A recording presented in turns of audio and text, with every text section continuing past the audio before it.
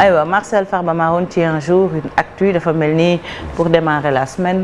chiffre nga indi tey. c'est ça chiffre ñaar fukk ak juróom benn gannaaw aljuma bi passé nga xamante ne manifestation bi ñu tere woon waa Yewwi Askan Wi ak waa Wallu daal di koy def ñetti doomu aadama daal ci ñàkk seen bakken loolu waral jamono ji ñu toll depuis atum 2000 gannaaw ba alternance bu njëkk door a am Sénégal donc ñu gis na ne ñaar fukk ak juróom benn doomu aadama jot neen ñàkk seen bakken ci ay manifestation fii ci Sénégal donc depuis 2012 gannaaw deuxième alternance bu jot a am ñu gis na ne au moins fukk ak juróom ñetti doomu aadama ñoom jot neen ñàkk seen bakken ci ay manifestation yoo xamante ne ay aspects yu bëri lay jël mooy di sociopolitique ak tamit ay manifestation yoo xamante ne day laal étudiants yi donc quasi totalité affaire yooyu yëpp ba léegi amagul fu mu mujj amagul suite léeg-léeg ñu gis na ne am na ci yoo xamante ne ay rares condamnations judiciaires lay aboutir des membres des forces de l'ordre ñi nga xamante ne ñoom le plus souvent ñoom la ñuy faral di joxoñ baaraamu tuuma donc un bilan trop lourd bi nga xamante ne day relancer un vif débat sur la répression ak violence policière fii ci Sénégal ndaxte même bu fekkee ne période manifestation amul dañ koy faral di nemmeeku soxna Fatick. aywa ñu def récap ci manifestation yi nga xam ne am na ay bakkan yu ci des. ay bakkan yu ci des bi ñu ci njëkkee mooy bi nga xamante ne moom mooy la manifestation la plus tristement célèbre au moins 13 morts en mars 2021 des centaines de blessés ak ay dégâts matériels estimés à plusieurs milliards de francs CFA ñuy fàttali cause bi rek le député de l'opposition Ousmane Sonko du parti PASTEF ñu koy accusé ne dafa siif menacé tamit de mort ki nga xamante ne moom mooy Adji Sarr nekk employé salon massage Sweet Beauté dépouillé donc de son immunité parlementaire Ousmane Sonko ñu koy daal di arrêté le 3 mars 2021 bis bañ ko convoqué ca juge d'instruction bi ca tribunal grande instance bu Dakar li tax ñu jàppoon ko nag c'était pour trouble à l'ordre public loolu nar a déclenché ay émeutes ci quasi totalité réew mi principalement Dakar ak Casamance ñu considéré ne foofu la manifestation yi gënoon am solo les plus destructrices et les plus meurtrières de l'histoire récente du Sénégal moom la ñu dippee mars 2021 force de l'ordre yi ñu daal di leen joxoñ baaraam tuuma par une partie de l'opposition et de la société civile ne que ñoom ñoo nekk donc à l'origine ci une dizaine de morts yu ñu fa jot a nemmeeku aucune enquête judiciaire jotuñ ko ubbi ba léegi aux grandes dames de plusieurs familles de victimes ak ci li nga xamante ni moom mooy doxalinu démocratie ci réew mi soxna Fatick. Il y a également l'affaire Fallou Sène. Il y a également l'affaire Fallou Sène comme ni ma ko waxee y a pas que des situations sociopolitiques am na itam situation estudiantine si j'ose dire 15 mai 2018 étudiant en licence en lettres modernes ca université Gaston Berger bu Saint-Louis donc di Fallou Sène daal di ñàkk bakkanam gannaaw ay manifestations yu amoon mook ak ay camarades am ngir fexe ba réclamer li nga xamante ni moom mooy ñu fay leen seen i bourses ak ay meilleures conditions d'études bu ñu sukkandikoo ci ñaari témoins yi nga xamante ne magazine bi Jeune Afrique moom moo leen mu relayer seen i kaddu ñeneen benn ci gendarme yi moom pour dafa ñëwoon ngir encadrer manifestation estudiantine bi waaye dafa daal di dégainer rek armam de service balaa mu ko taal en direction justement de Fallou Sène kii di en tout cas Alexandre Sambou nekk camarade de Fallou Sène moom nee na la balle l'a atteint à la cuisse droite mu commencé nag di ñàkk deret bu bëri mu daal di affirmer ne que gendarme boobu noonu nga xamante ni moom moo daal di tirer kooku moom à ce moment précis nekkul woon moom en danger donc amul woon dara lu ko xoxataloon ba mu waroon tax muy dégainer cette arme là donc plus de 4 ans après ce drame coordination des étudiants de Saint-Louis ñoom ñuy renseigner que la seule et médiocre avancée bi ñu noté mooy la récente convocation d'anciens délégués ñoom ay témoins lañ leen jàppe woon ci événement de mai 2018 yi te doyen des juges pour moom moo leen convoqué woon pour audition waaye ba léegi dañ gis ne dossier bi amul suite soxna Fatick. beneen naataango Fallou Sène boo xam ne également dañ ko boom. waaye Bassirou Faye également on se rappelle il y a 8 ans de cela le 14 août 2014 beneen étudiant bi yoon ca université Cheikh Anta Diop bu Dakar moom tamit ci ay mêmes conditions dañ doon manifester rek ngir réclamer seeni bourse donc ñu daal di koy faat ci ay affrontement ak ay forces de l'ordre ñetti policiers la ñu cité au début enquête boobu noonu mu di Tombong Wali Saliou Ndaw ak Sidi Mohamed Bougaleb au finish donc c'est Sidi Mohamed Bougaleb moom la ñuy nar a jugé condamné ko à 20 ans de travaux forcés gannaaw premier jugement bi ñu jot a rendre à l'issue donc d'un procès marathon mu yàggoon loolu verdict final bi finalement chambre criminelle daay koy prononcé ñu daal di wàññi travaux forcés yi peine bi jëlee ko 20 ans ba 10 ans de travaux travaux forcés ak benn amende bi nga xamante ne fukki millions suñuy koppar la à verser justement à la famille de la victime. Mais aux dernières nouvelles la famille de Bassirou Faye ba léegi jotagul ci boobule xaalis te bu ñu sukkandikoo ci justement seen avocat bi di maître Assane Dioma Ndiaye c'était en 2020 ci iRadio la ko doon confié nee na il y a eu la confirmation condamnation bi nga xamante ne dafa waroon pousse état du Sénégal ngir mu fay ay dommages ak i intérêts ay personnes reconnues coupables bi en l'occurrence Sidi Mohamed Bougaleb moom dafay daal di commettre ay faits ci ay exercices fonctionnels am loolu waral en tant qu'agent d'état état du Sénégal moom ci boppam ci wàllu contexte boobu noonu dafa waroon déclarer rek comme moom dañu déclarer civilement responsable condamnation bi dafa waroon moom ci boppam jël 50 millions yi versé ko famille bi qui a été prononcé justement cette somme par les juridictions. Malheureusement toujours maître Assane Dioma Ndiaye moo koy wax ne nous n'avons aucun moyen pour contraindre l'État finalement famille bi daal ñoom dañuy rek jàpp ci yàlla en espérant qu'il y aura des remords qui pousseront peut-être l'État à réparer ce préjudice soxna Fati. aywa ñu jeexalee ak Marcel yeneen manifestation yoo xam ne mi ngi am sous le régime du président Wade. avec son lot de morts aussi. exactement avec son lot de morts depuis début année 2000 donc gannaaw ba alternance amee ñu gis nañ des décès ont également été recensés gannaaw ay affrontements yu jot a am entre population ak force de l'ordre au cours de manifestations populaires de diverses natures tamit nañ gis na ne am na ci itam étudiants entre fin 2011 et début 2012 par exemple manifestation yi nga xamante ne day succédé wu rek ngir fexe ba ne non à une troisième candidature de Maître Wade daal di def au moins 6 morts dont l'étudiant Mamadou Diop on s'en rappelle tué à la place de l'Obélisque le 31 janvier 2012 moom moo nekk nii 31 janvier 2001 l'étudiant Balla Gaye décidément les 31 janvier tombe sous les balles des forces de l'ordre après une journée moom tamit d'affrontement son véritable meurtrier ki ko faat duñ ko musa xam kan moo ko faat le policier du nom de Tey Ndiaye noonu lañ ko dippee un temps désigné ñu daal di wax ne moom moo ko defoon moom moo daal di nekk auteur de la balle qui a ôté la vie à l'étudiant finalement dañ koy daal di blanchir justice sénégalaise moo ko def et puis le 30 mai 2011 ñuy fàttali tamit Malick Ba ca Sangalkam qui succombe à ses blessures par balle lors d'une manifestation contre justement le découpage administratif de ladite commune ak installation délégation spéciale à la tête de cette commune moom nag mu ngi tolloon ci 35 ans amoon soxna ba pare itam amoon ñetti tout tànk 2 gendarmes yu daal di inculpé ñu blanchir leen ñoom tamit par la chambre d'accusation bi nga xamante ni dafay daal di confirmer ordonnance de non-lieu total rendue par le doyen des juges ñu jeexalee Fati soxna Fati ak li nga xamante ne benn observation la benn analyse ñu gis na ne l'impunité à balles réelles noonu lañu ko daal di tuddee ndaxte sur les 26 morts yi nga xamante ne dañ koy daal di répertorier ci manifestation yu am ca Sénégal depuis début des années 2000 ñu gis na ne benn rek celle de Bassirou Faye en 2014 moom moo daal di aboutir à la condamnation d'un membre des forces de l'ordre loolu waral ñu yaakaar ne jamono ji forme impunité moom mooy protéger donneur d'ordre yi ak exécution tuerie constatée ci manifestation fii ci Sénégal dans tous les cas cités précédemment ñu gis na ne benn manifestant amul woon en tout cas gànnaay bu taxoon force de l'ordre war a dégainer question donc est-ce que nos forces de l'ordre ñoom dañuy souffrir ci li nga xamante ne moom mooy déficit de formation ci encadrement manifestation populaire yi wala est-ce que ñoom sentiment d'impunité moom moo leen di dopé soxna Fati. Je repose la question à Malick Thiandou yaa ngi suivre ak ñun dégg nga li mu wax Marcel foofu la jeexalee quand même 26 morts ñaar fukki doomu aadama ak juróom-benn yi ñàkk seen bakkan 2000 ba 2022 kenn rek lañ ci wax ne teg nañ ay daan ko faat ñeneen ñi mujjul fenn est-ce que takk der yi maanaam manqué formation tàggatu gi la wala dañoo jàpp rek ne mbir yi du mujj fenn. waaw laaj bu am solo la benn bakkan rek dafa ëpp waxuma la ak ñaar fukk ak juróom-benn yi nga xam ne wax nañ ko. te li ñu constaté moo di ne impunité moom moo ci ëpp lu mu am. kenn rek la ñu gis ni mus nañ ko ci condamné mooy Bougaleb boobu noonu. te ba léegi également li nga xam ne mooy ndàmpaay bi ñu waroon a jox njabootu Bassirou Faye ba léegi joxuñu leen ko muy 50 millions yi ñu wax ne moom la ñu daan état bu Sénégal ndax ki nga xam ne moom moo def lu ni mel policier la takk der la ba pare nekk ci service su état. donc état la ñu war a contraindre pour mu fay. mu mel ni que ba léegi njabootu Bassirou Faye 50 millions yooyu ñu nga xam ne moom la ñu daan état bu Sénégal jotuñu ci comme ni ko maître Alassane Dioma Ndiaye waxee. liñ ci seetlu mooy lan. mooy saa yu manifestation amee. mu nekk bu ñu teree. jàmmaarloo dina am diggante force de l'ordre ak manifestants yi. mais li ci doy waar mooy. à chaque fois day am ay dérapage jóge ci ñenn ci force de l'ordre yi. man mënuma comprendre ba fi may waxee ak yow. nga jàkkaarloo ak nit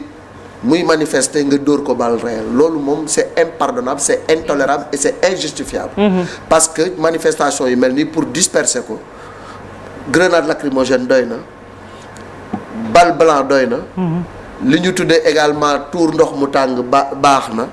loolu yëpp buñ ko defee mën nañu tas manifestation mais dóor balle réelle. ci ku nga xam ne yorul lu dul xeer. yorul benn ngànnaay loolu teguwul fenn. te la majeure partie du temps mooy bu mbir mi amee ba pare. comme li amoon ci mois de mars. du am benn responsable et pourtant il y a des preuves. yu nga xam ne. des preuves par l'image parce que fii lu fi xew léegi nit ñi dañu koy filmer wala bokk lu nga xam ne bu fekkoon ne enquête nañ ci une enquête sérieuse dinañu xam kan moo def njombe lu mel noonu mais dafa mel ni que tey voilà impunité mooy am manifestant bi buñ ko reyee mooy perte njabootam perte loolu nag war nañ ko xoolaat bu baax a baax a baax parce que il peut pas y avoir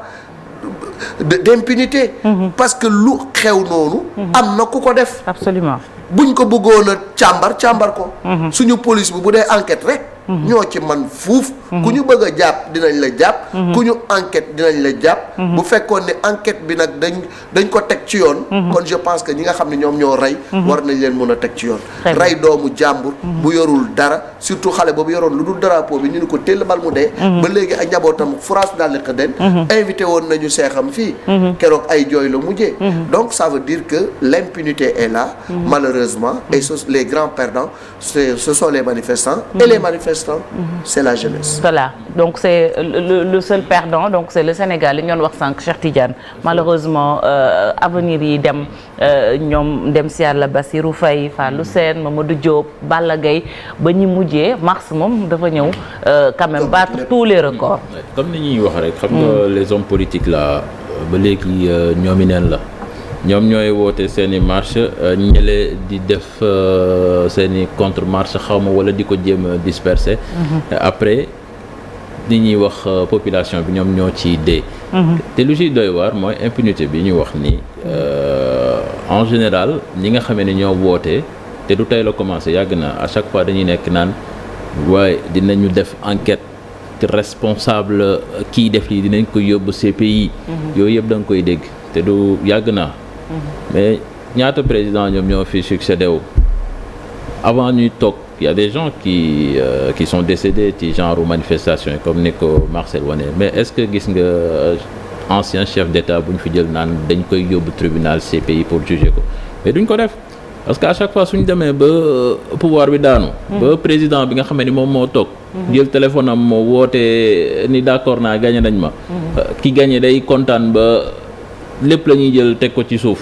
jël président boobu dem ni ko demal noppalu ji. après ña dee mais ay ñoom Mamadou Diop nii lan lañ fi xeexul. kii nii mais ñëpp xam nañ ci circonstances yi mu ñàkkee bakkanam. manifestation yi amoon place de l'Obélisque. ñi mu doon xeexal tey jii wala principe yi mu doon xeex ñooñu tey jii ñoo toog ci nguur gi mais ñooñu est-ce que bi ñu toogee. jéem nañu maanaam def loo xamee ni ñi ko faat ñooñu dinañ payer crime boobu. ils ne l'ont jamais fait dañuy toog nguuru comme ni mu leen neexee comme ni nga ko wax mais après c'est la population qui trinque malheureusement. c'est dommage. et c'est dommage Fatou Kiné. c'est dommage te yaakaar naa ne man li ma ci wax rek mooy bu ñu demee ba toog it ak comme ci mën a doon ak ko mën a xeexal. kaay toog naa kaay ma récompense leen yéen a ma doon xeexal kat démb. tey mérité ngeen lii doo ko dégg. li ngay dégg rek mooy kaay leen xeex. man nag kaay dee du ma ko defal kenn. man damay xool rek ci côté askan bi laa féete kaay dee moom du ma ko defal benn doomu aadama. kaa ñu marche kaay dee du ma ko defal kenn te yow ñooñu ngay xeexal tey dama koy waxaat muy leer parce que parlons peu et bien. ñooñu ngay xeexal tey ku ci demoon ba toog ci nguur gi tamit. duñ la récompenser. parce que démb ba muy metti yaa nekkoon ca naaj ba di xeex di rey sa bopp bu dee amee yow yaay dee yow yaay innocent bi yaay dee yaa gën a oyof bopp yaay dee. mais ñoom li ñu bëggoon am nañu ko ñi ngi ci nguur gi maintenant c'est valable pour ñëpp. nguur moom li kii waxoon rek tous les moyens sont bons pour arriver au pouvoir. dañ koy wax. parfois la politique c'est machiavélique. man nag am na loo xam ne du ma ko nangu tey du ma ko nangu ëllëg je pense que il est temps. askan bi yeewu. nañu yeewu te xam ni lii bu amee ñoom ñoo cay gën a dee te ñu ci bari ay soutien de famille la ñuy doon. am na ñoo xamante ne nii sax benn doom ci ndey la ñuy doon. ñu dem manifester ñu ne leen teel bal wala boog ñu dee ca kan mooy perte. est-ce que ñoom ñooñu tey lan lañ mën a defal seen famille. je pense que il est temps ñu yeewu am na une autre manière boo xamante ne tey mën nañ ko xeexee. avec des idées pertinentes. bu fekkente ne da nga bëgg rek man je pense que boo ñëwee li nga war a teg ci table bi mooy li nga mën a convaincre askan bi mais nañu bàyyi di mobiliser askan bi bu fekkente ne nii xeex jot na tey tamit du mel ni bu amee comme li Malick doon wax sànq il faut ñu revenir ko de manière très rapidement Fati muy marche bu amee manifestation bu amee kujje gi di ko laaj ngalla nañ leen ko nangul parce que ñoom nee nañ laajuñu marche ñu pour def fitna dañuy marche pour wax li nga xamante ni moom la ñuy réclamer nañu encadrer marche bi bàyyi leen ñu dox seen dox parce que tey jii li kiy wax lu mat junni ay takk der nga teg leen ñuy ñu nekk di assurer sécurité bi tey je pense que bu ñu leen doon encadrer lu toll noonu duñ ko génne tey bu ñu leen encadré woon amaane bakkan yi rot du ci rot je pense que il est temps ñu yeewu nag fii ci Sénégal xool ban beneen politique la ñuy adopté type politique bu bees bu ñu ko mënee tuddee noonu modèle politique bu bees pour que ñu mën a avancer justement parlant des waaw Malick gis nga lim bi nga xam ni moom la Marcel def nii maanaam ñi ci dee ñëpp est-ce que déggagum nga ñu ne la mbokku tel politicien moo ci dee doo ko dégg wala doomu tel politicien moo ci dee wala jarbaatu tel politicien moo ci dee doomu Abdou Diouf deewu ci doomu Senghor deewu ci doomu Ablaye Wade deewu ci doomu Macky Sall deewu ci doomu Sonko deewu ci doomu ñoom ñëpp kenn la ci sa doom deewu sori na jarbaat sax ngay wax jarbaat sax deewu ci waxuma la ak doom donc ñun doomu baadoole yi nga xam ne ñun ñooy wàcc ci mbedd mi di leen xeexal ñun ñoo ci ñàkk suñu bakkan suñu famille ñàkk ndàmpaay bañ leen war a jox sax furaas daldi xëddeen kenn du leen ko jox parce que nag am na lu nga xam ne aussi fulla ak fayda nit ki moom moo koy jëmbatal boppam man du ma feccal dof mu toog loolu ci ñàkk fayda ak ci waaye di la bëgg a def ci la bëgg a doon beneen bi ci ne mooy la formation des forces de défense et de sécurité loolu aussi war nañ ci taxaw tuuti parce que doo gis ful rek nga affolé tirer je pense que le maintien de l'ordre dafa am nuñ koy jàngale nit mais la majeure partie xale yi c'est des jeunes fraîchement sortis de l'école ñu indi leen au front ñu confronté wu à des situations yi nga xam ne xëy na duñu ko mën a maîtriser ñu def njombe alors il faudrait aussi qu'il y ait une meilleure formation et un encadrement des forces de défense et de sécurité Cheikh. non je pense que comme li ngay wax nii rek mooy dëggal benn image boo xam ne Babacar Justin Ndiaye moo ko doon utiliser ni on ne coupe pas la salade avec une hache. nga ñii li ñu yor ci ngànnaay lépp xajul ci ay manifestants quand même. suñ ko naree utiliser si ñoom day ëpp comme ni nga ko waxee force de l'ordre yi tamit war nañu xool. naka la ñuy encadrer mbir yu mel nii donte manifestation bu mujj bi sax am na sax ñoo xamee ne jot nañ leen ci defal satisfecit mais ça c'est un autre débat comme ni ñu koy waxee. parce que tamit marche su amee mën nañ d'accord nga marche fësal sa naqar. même suñ la ko nangulul bon je sais pas naka nga ko mën a kiiwee mais pas quand même di détruire ay biens publics comme ni ñu koy waxee tey jii rek ci kanam sax je pense que benn station essence bu nekk Colobane war nañ janoog taskatu xibaar yi. parce que tamit mënuñ manifestation. saa su amee voilà saa su manifestation amee tamit ñuy dem di jël ay biens privés vandaliser leen taal leen yàq leen. loolu tamit fu mu amee. riposte tamit dina am te riposte su amee tamit moom mooy jur yenn jéey yi mais comme ni ñuy wax loolu yëpp am na waruñu fa yegg parce que ñu ngi wax manifestation génn tayle sa bakkan mais dañoo warul yegg foofu war nañu génn manifester calmement ci politique la ñu nekk ci démocratie la ñu nekk mais warul am répression warul am yenn yi mais loolu aussi je pense que dañoo nekk ci situation boo xamee ni am benn haine boo xamee ni jamono ji ñi ngi koy cultiver ci dëkk bi te fi mu ñu fi mu jëmee xamuñu fan la parce que fi mu nekk nii instant bi on est en train de diviser le Sénégal ñi ngi koy def instant bi ci réseaux sociaux yi soo koy xool ay débat xeet sax commencé na jublu ci réseaux sociaux yi et je pense que suñu xoolee bu baax dëkk yi ñu wër la fa xew tey jii ñoom ñu doon ñu nawee cohésion bi nga xam ne moom moo nekk fii je pense que ñun ñi ngi dellu nañ en arrière di toppi seeni pas ça c'est malheureux entente bi et puis peut-être information bu ma rëcc la mais 3 morts yi man dégguma quand même côté état ñu wax ci dama gis rek ci opposition bi la gis ñoom ñu ciy wax ak peut-être ñeneen ci askan bi effectivement il y a que l'opposition qui dénonce avec véhémence ñi nga xam ne rey nañ leen mais côté état ba léegi déggagoo ñu ne une enquête sera ouverte les responsabilités seront situées nangam des sanctions seront prises je pense que posture boobu la ñuy xaar ci état mais tey jël nit ni ko tell bal mu dee après léeboon lippoon doxee na fa tàbbigee je pense que warul demee noonu benn communiqué lañ gis mu génn te ça concerne une seule personne mooy bi fat ki ne doon wax sànq waaye ki nga xamee ni dañu wax ni dafa doon taal xawma essence ma kii te loolu aussi ça reste à prouver parce que ñoom sax nee nañ tamit dinañ ci ubbi enquête donte wax nañ li ko rey ba pare mais bon nee nañ dinañu ubbi enquête pour xool circonstances exactes yi andi loolu parce que waaw loolu benn avis la point de vue la boo xamee ni communiqué police la jóge ñoom ñoo wax lu ni mel mais on se dit qu'il y a pas que lui qui est mort quand même dans ces manifestations ni reyuñu ko moo rey boppam waaw ndax mënuñoo def communiqué ni kële ca Bignona dañ koo dóor bal te il faut ñu ubbi ci enquête voilà noonu loolu Sénégal gi ñu nekk enquête ubbee maa dana mujj fenn mbaa du mel ni na woon fa woon rek des enquêtes sans suite enquête yi fi Marcel wax yëpp 26 morts benn rek lañ ci élucidé lañ ci élucidé bugg a leb moo payé les pots cassés la famille ñu war leen dédommager 50 millions ba sànq. Fouras daal di xëddeen seen avocat waa maître Assane Dioma Ndiaye moom it ñàkk na bakkanam muy lu terrible mais dafa mel ni Cheikh Tidiane li ñu doon wax sànq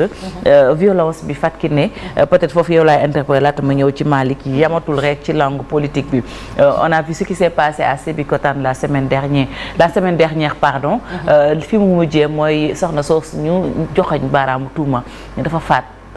gune goo xam ne doomu peccar goom la yóbbu ko ci bâtiment rendi ko xamul ba xam yéen a ngi ko doon suivre donc ci week-end bi ci la def aveu yi parce que dañ ko yóbbu pour nécessité d'enquête mais fi mu feeñ je pense que on a la une de Libération wu samedi bu fekkee mën nañ ko am peut-être ñu wax ci li ñuy wane rek sànq ñu ngi naan insécurité bi bëri na mais bu fekkee ne ki nga bokkal sa biir kër moom moo lay faat loolu mënuñu wax insécurité je pense que peut-être foofu jikko yu ñu war a defaraat la jikko yu ñu war a defaraat la man Fati mën naa ne